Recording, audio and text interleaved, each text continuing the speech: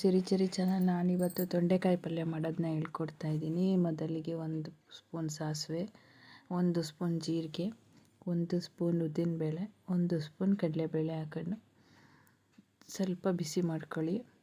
ನಂತರ ಒಂದು 4 ರಿಂದ 5 ಒಣಮೆಣಸಿನ್ಕಾಯಿ, 1 2 ರಿಂದ 3 ಬ್ಯಾಡಗಿ ಮೆಣಸಿನ್ಕಾಯಿ ಹಾಕೊಂಡು ಅದನ್ನು ಸ್ವಲ್ಪ ಬಿಸಿ ಮಾಡ್ಕೊಳ್ಳಿ. ನಂತರ ಇದನ್ನು ಮಿಕ್ಸಿಯಲ್ಲಿ ಹಾಕಿ ಪುಡಿ ಮಾಡ್ಕೊಳ್ಳಿ. ನಂತರ ಒಂದು ಬಾಣಲಿಗೆ ಎಣ್ಣೆಯನ್ನು ಹಾಕಿ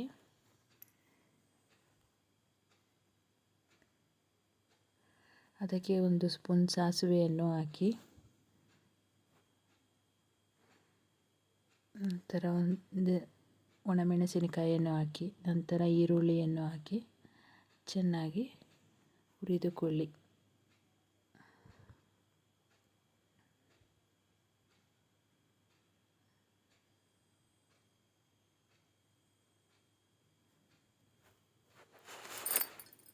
ಈರುಳ್ಳಿ ಹುರಿದ ನಂತರ 1 ಟೊಮೊಟೊ ಹಣ್ಣನ್ನು ಹಾಕಿ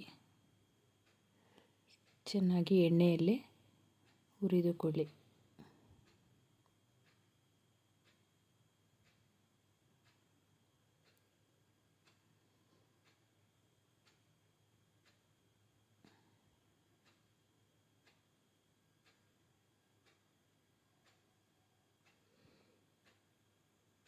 ಎಲ್ಲ ಹುರಿದ ನಂತರ ಮಿಕ್ಸಿಯಲ್ಲಿ ಪುಡಿ ಮಾಡಿದ ಮಸಾಲೆಯನ್ನು ಹಾಕಿ